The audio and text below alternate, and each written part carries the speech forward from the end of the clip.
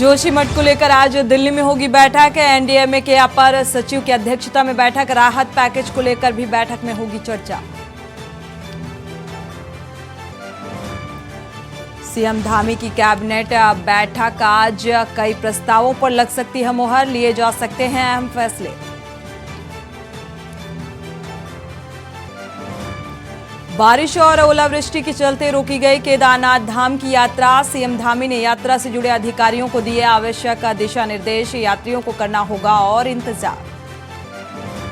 केंद्रीय मंत्री, झारखंड के पूर्व मुख्यमंत्री और भारतीय तीरंदाजी संघ के अध्यक्ष मुंडा अर्जुन के जन्मदिन की सीएम धामी ने दी बधाई। कहा, बाबा केदार से आपके सुखद जीवन की कामना। सीएम धामी ने प्रेस स्वतंत्रता दिवस की समस्त पत्रकारों को दी बधाई। कहा, लोकतंत्र के सजग प्रहरी के रूप में राष्ट्र के विकास के लिए पत्रकार सतत प्रयासरत है। बीजेपी के वरिष्ठ नेता पूर्व केंद्रीय मंत्री स्वर्गीय प्रमोद महाजन जी की पुण्यतिथि आज। सीएम धामी ने ट्वीट कर महाजन को दी श्रद्धांजलि।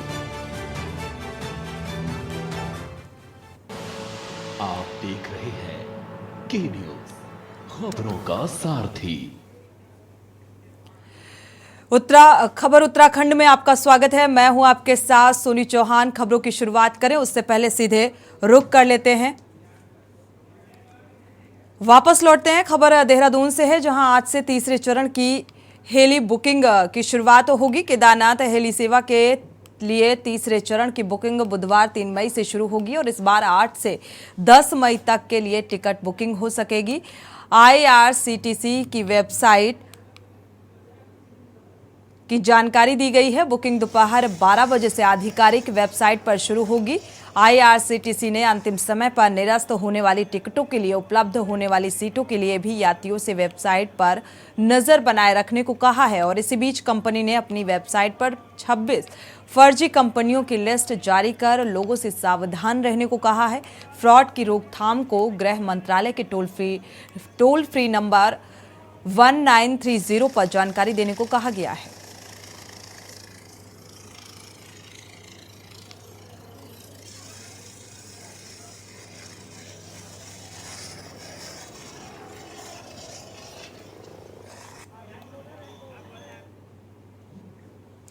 और सीधे रुक करते हैं आजमगढ़ का, जहां पर सीएम योगी आदित्यनाथ चुनावी जनसभा को संबोधित कर रहे हैं।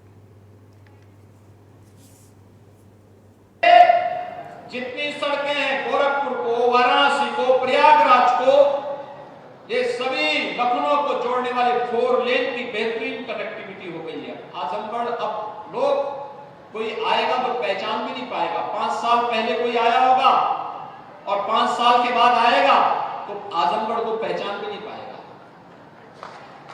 और मैं तो कह सकता हूं इस बात के लिए, 5 साल पहले पूर्व सीएम आए होंगे यहां चुनाव लड़ने के लिए, अगर वो कभी बाई रोड आ जाएंगे तो आज आजमगढ़ को पहचान भी नहीं पाएंगे, पहचान भी नहीं पाएंगे।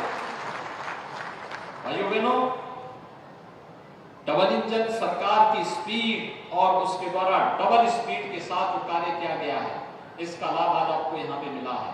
और यही कहने के लिए आए हैं कि डबल इंजन के साथ अगर तीसरा इंजन भी जुड़े तो ये विकास की गति को 3 गुना, 4 गुना, 5 गुना, कई गुना बढ़ाएगा। हमने पहले कहा विकास के लिए पैसे की कमी नहीं है, लेकिन उस पैसे का सही उपयोग हो।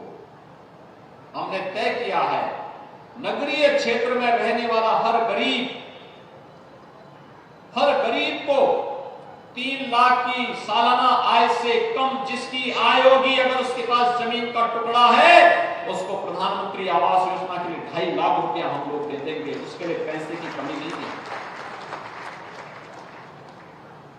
हर गरीब के घर में शौचालय, हर गरीब को उज्ज्वला योजना के कनेक्शन, 1,75,00,000 कनेक्शन दिए जा चुके हैं। और कनेक्शन ही नहीं, अब तो दीपावली और होली पे फ्री में सिलेंडर भी उपलब्ध करवाएंगे, भरा हुआ सिलेंडर उपलब्ध करवाएंगे। भाइयों बहनों, इनकम सर्टिफिकेट के लिए, जाति प्रमाण पत्र के लिए, आय प्रमाण पत्र के लिए क्यों आप तहसील और ब्लॉक में और अन्य जगह भटकेंगे? जन्म मृत्यु प्रमाण के लिए ये सब होनी चाहिए, नगर निकाय में होनी चाहिए। आप उसकी व्यवस्था को जोड़ने का कार्य, लेकिन उस प्रकार का बोर्ड बने ना जो सोच सके कि ऐसा कार्य होना है। इसीलिए हम लोग आए हैं कि हम पैसा दें। जल जमाव क्यों होगा शहर में? जल जमाव से मुक्ति क्यों नहीं? हर घर नल क्यों नहीं? जैसे हर घर में बिजली का कनेक्शन होता है, ऐसे ही हर घर में बिजली के कनेक्शन के साथ साथ पानी का कनेक्शन भी हर व्यक्ति को मिलना चाहिए। मैं विश्वास के साथ कहता हूं, शुद्ध पानी अगर लोगों को मिल जाए, आधी से अधिक बीमारी समाप्त हो जाएगी भाई, आधी से अधिक बीमारी का समाधान हो जाएगा। और इसीलिए हम लोग इन सभी योजनाओं के साथ जोड़ना चाहते हैं। पार्क मिले, क्यों सड़क पर लोग कोई कार्यक्रम करेंगे? पार्क, अच्छे पार्क बनने चाहिए, पार्क का सुंदरीकरण होना चाहिए। पार्क के सुंदरीकरण के लिए रखरखाव की कमेटी मोहल्ले के अंदर, वार्ड के अंदर बननी चाहिए और नगर स्वच्छ और सुंदर दिखना चाहिए। मेरी पहचान मेरे नगर से हो, मेरे जनपद से हो, फिर मेरे प्रदेश से हो, फिर मेरे देश से हो, ये एक भाव होना चाहिए। और इसके लिए ये तीसरा इंजन भी कमल चुनाव चिन्ह के साथ जुड़ करके विकास की प्रक्रिया के साथ दौड़ता हुआ दिखाई दे, इसके लिए हम लोग आए हैं आपसे अपील करने। भारतीय जनता पार्टी ने अपने प्रत्याशी आपके बीच में उतारे हैं। मैं एक एक करके अपने प्रत्याशियों को बुला रहा हूं। ये प्रत्याशी हमारे नगर पालिका के हैं, नगर पंचायतों के भी। श्री अभिषेक जायसवाल दीनू, ये नगर पालिका आजमगढ़ से। श्रीमती तमन्ना बानो, नगर पालिका मुबारकपुर। श्रीमती संजू सोनकर, नगर पालिका बिलरियागंज से। और नगर पंचायतों में श्रीमती नीतू जायसवाल अजमतगढ़, श्रीमती मंजू राय जीयनपुर, श्रीमती श्वेता जायसवाल महाराजगंज, श्रीमती गुलाइचा देवी मेहनगर, श्रीमती संगीता बर्नवाल लालगंज, श्रीमती सरोज राजभर मार्टिनगंज, श्री रंजीत वर्मा राजा जहानागंज, श्री धर्मेंद्र निषाद अतरौलिया, श्रीमती उर्मिला देवी बुढ़नपुर, श्री प्रवीण सिंह निजामाबाद, श्री राम प्रकाश यादव सरायनीर, श्री अजय लाल श्रीवास्तव माहौल, अंशुमान जायसवाल फूलपुर। ये हमारे 16 प्रत्याशी आपके बीच में हैं। एक बार करतल ध्वनि के साथ इनका स्वागत तो कर लीजिए।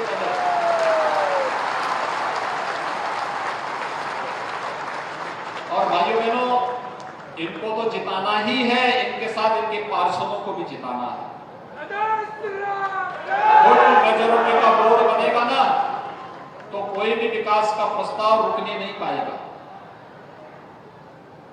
नगरों को स्वच्छ नगर बनाने, सेफ सिटी बनाने, स्मार्ट सिटी बनाने की दिशा में लोग कार्य करेंगे। आप सभी सहमत हैं? सभी लोग दोनों हाथ ला करके मेरे साथ बोलेंगे, जहां तक आवाज जा रही है दोनों हाथ ला करके। भारत माता की, भारत माता की, भारत माता की।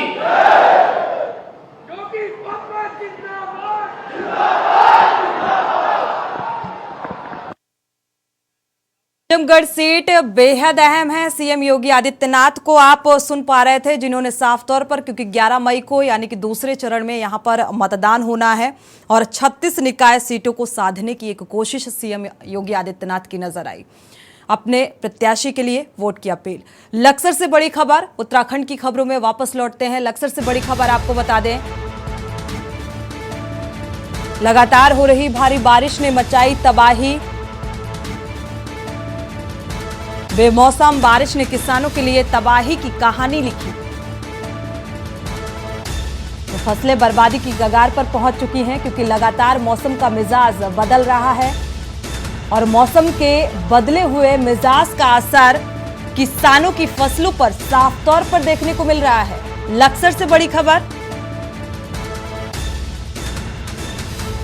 तो बेमौसम बारिश ने किसानों के लिए तबाही की कहानी लिख दी, क्योंकि इससे पहले भी जिस तरीके से मौसम बदला था और बेमौसम बरसात हुई थी, उसका खामियाजा अभी तक किसान भुगत रहे हैं, क्योंकि उस नुकसान की भरपाई अभी तक नहीं हो पाई है, मुआवजा अभी तक नहीं मिल पाया है और एक बार फिर से मौसम के बदले हुए मिजाज ने अपना असर दिखाया और किसानों की तबाही की कहानी लिख दी।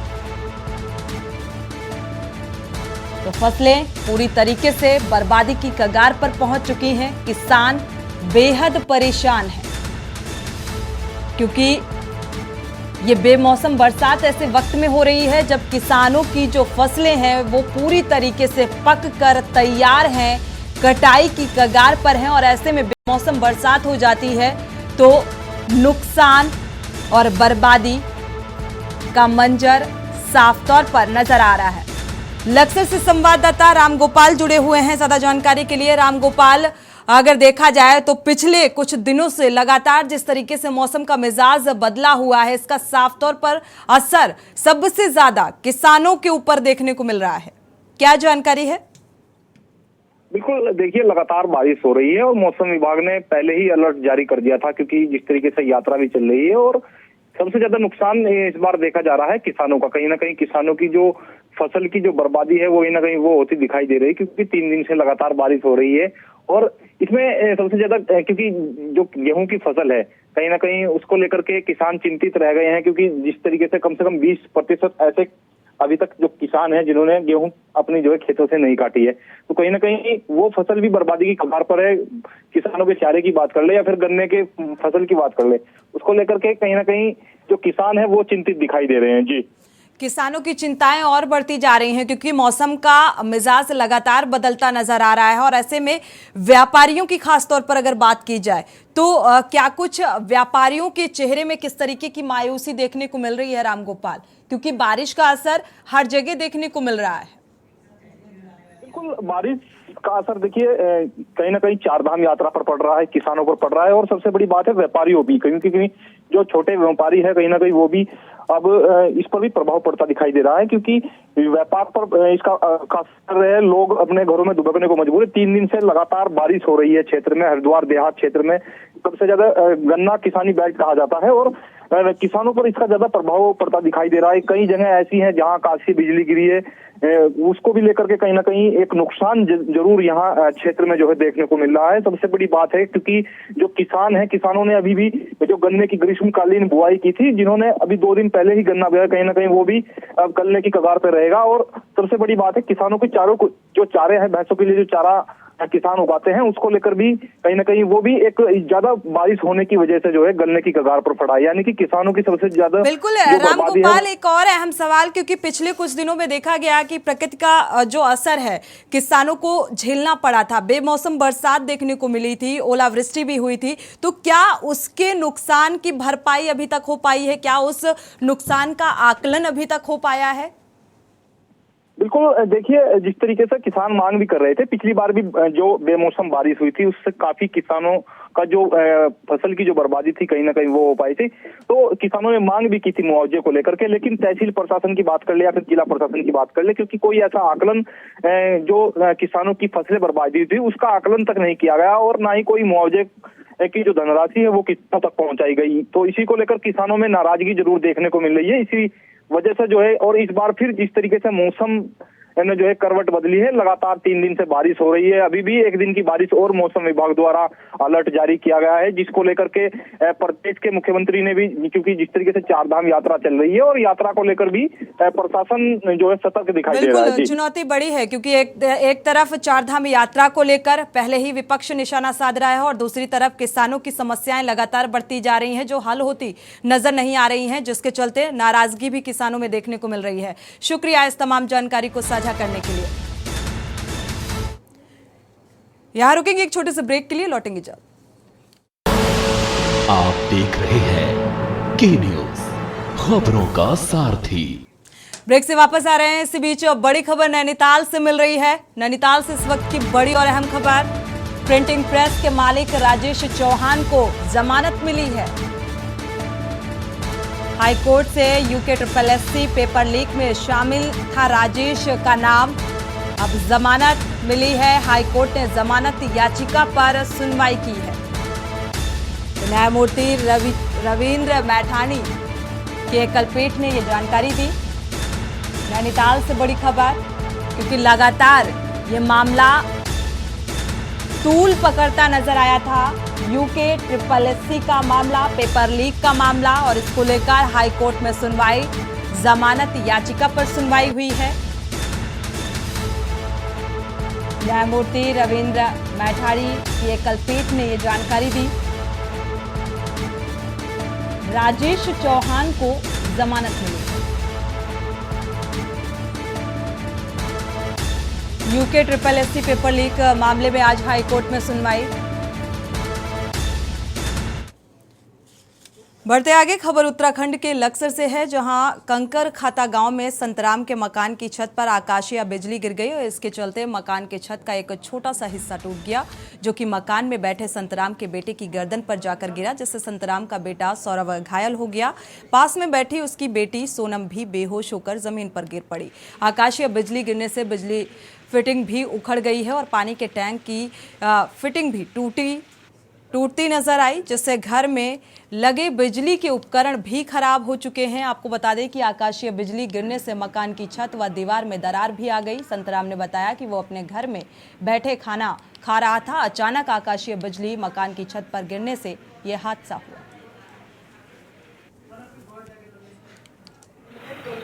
इसमें जो सब यहाँ पर जो बैठे थे खाना बनाकर खा रहे थे और अचानक से एकदम से बिजली तड़तड़ाई और यहाँ पर गिरी और एक लड़के के चोट भी लग गई और हम जो है ना एकदम घबरा गए। एक लड़की बेहोश हो गई और ये सारी फिटिंग उखड़ गई, ये छत भी जो बेकार हो गई। होगा देखो ये तो कुछ मतलब नुकसान तो है ही, जो जितनी की फिटिंग उखड़ी हुई है ये एक तो ये है और ये देखो चावल है, अनाज है जो यहाँ बिखरा पड़ा है, ये बेकार हो गया। इसमें इसका अंदाजा लगा लो, देखो कितना नुकसान होगा। किचन में बैठे थे और खाना खा रहे थे और अचानक ऊपर से बिजली गिरी और हमारे नुकसान कर दिया और मेरे चोट लग गई यहाँ पर और हाथ में भी चोट लगी। नुकसान तब जरा काफ़ी है और जब खाना खा रहा चोट लगी मैं बेहोश हो गया। बढ़ते आगे, खबर अल्मोड़ा से है, जहां आबकारी विभाग को बड़ी सफलता हाथ लगी है। मुखबिर की सूचना पर आबकारी अधिकारी नारायण सिंह मर्तोलिया ने अल्मोड़ा इंडस्ट्रियल एरिया में छापा मारकर लाखों की शराब बरामद की। बताया जा रहा है कि अल्मोड़ा के प्रतिष्ठित व्यापारी मंजुल मित्तल के गोदाम से 16,32,000 का सामान बरामद हुआ, जिसके बाद उन्हें मौके पर गिरफ्तार कर लिया गया।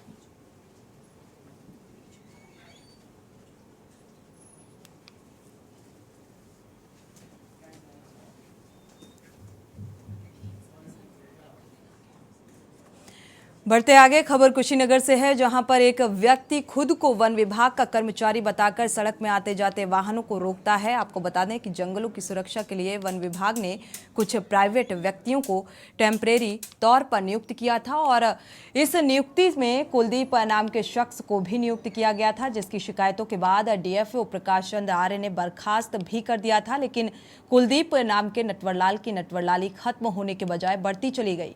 बर्खास्त होने के बाद भी वन विभाग की वर्दी पहन अपने आप को वन विभाग का कर्मचारी बताकर इनोवा कार से सड़कों पर घूमने लगा। खनिज के वाहनों को रोककर उनकी चेकिंग कर उन्हें कानूनी पाठ पढ़ाकर डराने धमकाने का भी काम किया। आरोप है कि वहां सीज न करने के नाम पर पैसों की मांग भी करने लगा था और वहां स्वामियों को अच्छे से डरा धमकाकर उनसे अवैध रूप से पैसों की मांग भी करता था, जिसकी सूचना मिलते ही वन विभाग के डीएफओ प्रकाश चंद आर्य ने कुशीनगर काशीपुर वन विभाग टीम को कड़े निर्देश भी दिए, जिसके चलते उसके खिलाफ त्वरित कार्रवाई की जाए।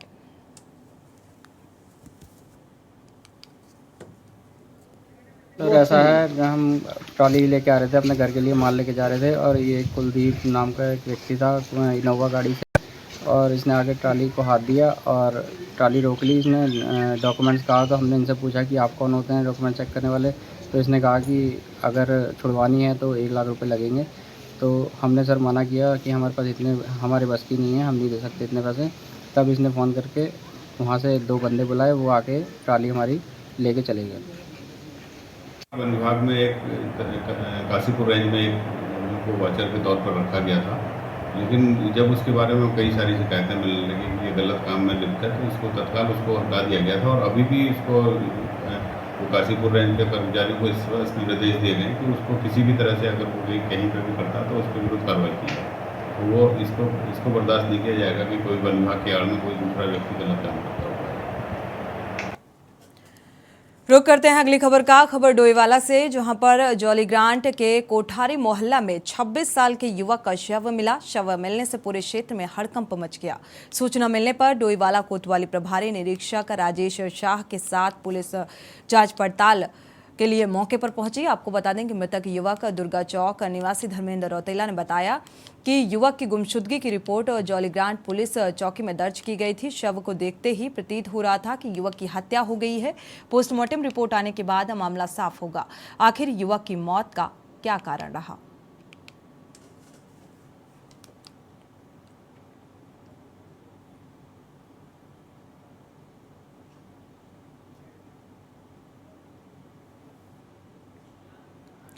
बढ़ते आगे, देहरादून में बैंक के सहायक प्रबंधन ने ग्राहक के 40 लाख रुपए की एफडी तोड़कर उसे ऑनलाइन कैसीनो और 3 पत्ती खेलने में उड़ा दिया। आरोपी अपनी भी लाखों रुपए की सेविंग इस गेम में उड़ा चुका है। ग्राहक के खाते में जमा रकम का गबन करने को लेकर उसके खिलाफ शाखा प्रबंधक ने केस दर्ज कराया है। आरोपी को शहर कोतवाली पुलिस ने गिरफ्तार कर लिया है। एसपी सिटी सरिता डोभाल ने एसएसपी कार्यालय में प्रेस वार्ता कर इस मामले का खुलासा किया। उन्होंने बताया कि 25 अप्रैल को यूनियन बैंक की नगर निगम के शाखा प्रबंधक चेतन कुमार की तहरीर पर केस दर्ज किया गया है और केस में बैंक सहायक प्रबंधक निशांत साडाना निवासी देहरादून को आरोपी बनाया गया है। आरोप है कि निशांत साडाना ने बैंक शाखा में तैनाती के दौरान एक महिला के खाते से 40 लाख रुपए की एफडी तोड़ी और उसकी रकम अपनी पत्नी और अन्य खातों में ट्रांसफर कर ली। जो यूनियन बैंक है उसके शाखा प्रबंधक द्वारा जो है केस रजिस्टर कराया गया था, जिसमें कि जो इनके यहाँ जो कर्मचारी है निशांत सडाना, उसके द्वारा जो क्लाइंट्स हैं उनका पैसा लेकर के एफडी कराने के नाम पर वो पैसा अपने रिश्तेदारों के अकाउंट में डाला गया था। इस संबंध में जो मुकदमा उनके द्वारा जांच की गई और उसके पश्चात मुकदमा पंजीकृत कराया गया। इसमें भी जो एक्यूज है निशांत सडाना, इसकी अरेस्टिंग कोतवाली टीम द्वारा जो है की गई है। और ये जो एक्यूज है ये सहायक प्रबंधक के पद पर तैनात था और इसके द्वारा लगभग 40 लाख रुपए का गबन किया। इसी के साथ खबर उत्तराखंड में फिलहाल बस इतना ही। आगे खबरों के लिए आप देखते रहिए के न्यूज इंडिया। आप देख रहे हैं के न्यूज, खबरों का सारथी।